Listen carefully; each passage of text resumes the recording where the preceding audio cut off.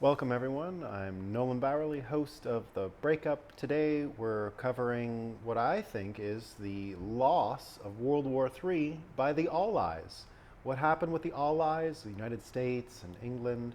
Well, in the past few days we've seen the Fauci narrative fall apart, everything that Fauci did with gain of function research, as well as his paper which he commissioned, which apparently was used as an information laundering tool in order to diffuse any debate or discussion around the lab leak hypothesis. All of that's come to light now. We've followed the money, and it looks like Fauci will have a lot of heat on him coming up. We also saw January 6th footage get released by Tucker Carlson.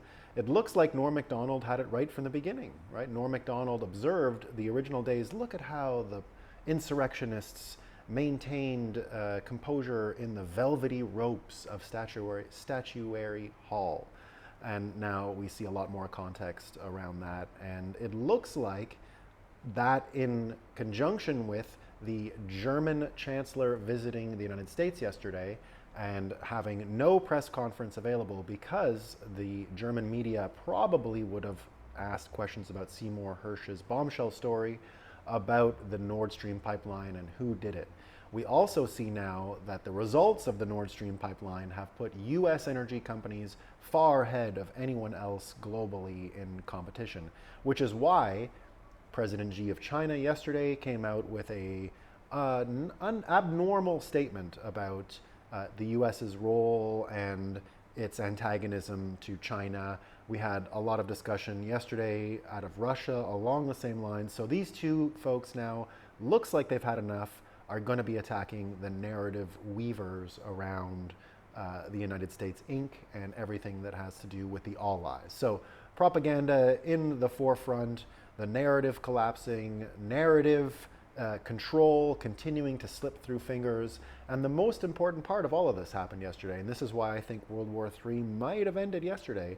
America put its first nuclear power plant online, first new nuclear power plant online, and guess what? It's mining Bitcoin. So just as I said before that US energy companies are taking over and the credibility of national institutions, CCP, Putin's Russia, and USA Inc., all of them becoming punchlines, jokes, now up against US energy companies who look like they're calling the shots. Now, what we can see with Bitcoin is that if Bitcoin gets involved with these energy companies and helps create a situation where incentives lead to Bitcoin miners becoming one of the main load balancers, one of the main financing tools for nuclear energy, small modular nuclear reactors, and a proliferation of energy, then the world order will have Bitcoin controlling energy companies, and we'll have a Bitcoin standard soon enough, and we'll be able to forget all of these nation states like the Allies, like the CCP, and like Russia. If you like the content,